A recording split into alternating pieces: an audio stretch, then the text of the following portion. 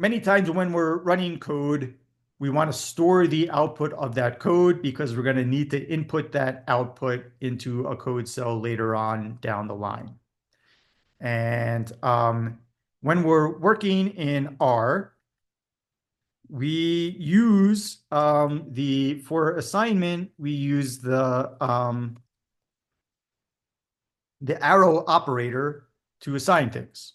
So for example, if I want to create a vector and I want to store that vector to some object that I call X, for example, over here, then I use the arrow, and this arrow I generate by a sequence of 2 characters. So I have this first character and then the second character, and they make a little left pointing arrow.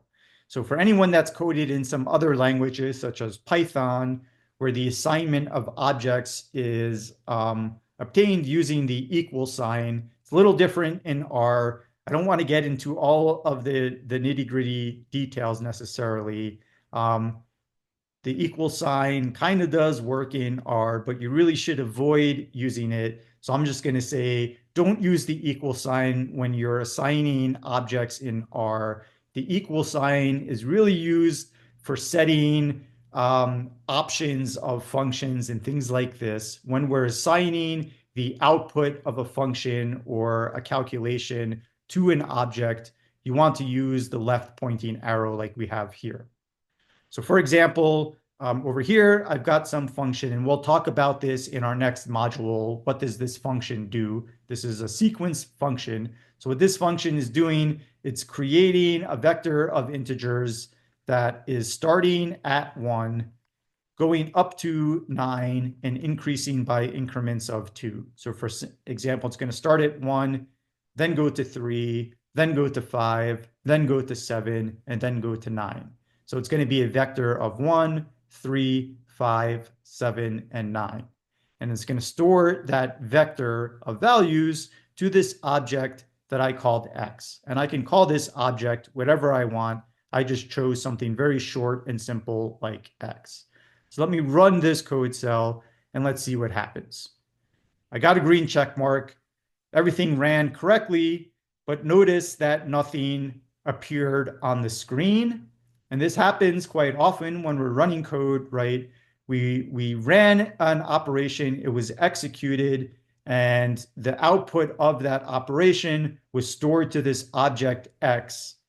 But we didn't ask that the stuff that was stored in X to be displayed on the screen.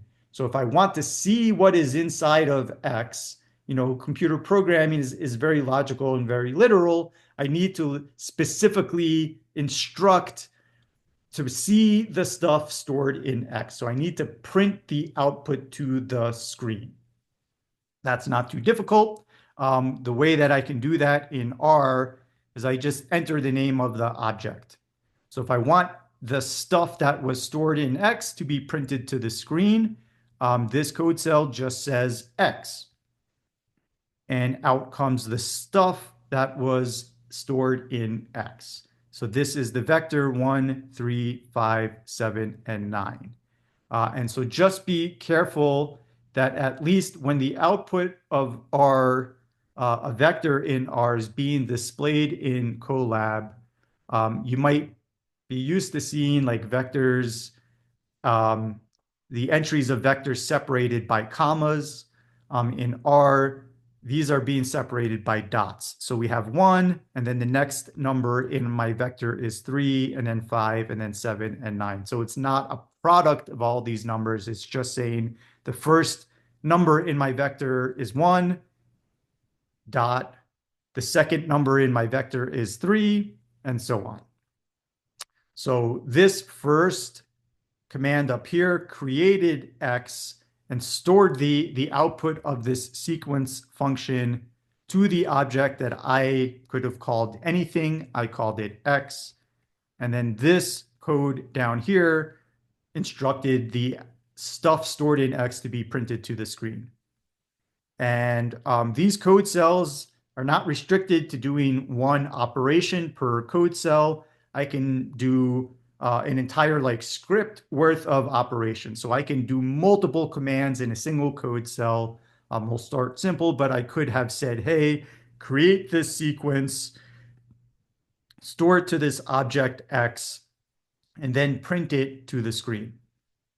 And this does both the creation, the assigning, and the printing of X to the screen, which probably would make more sense if you want to create X and see what's inside of X all in the same step.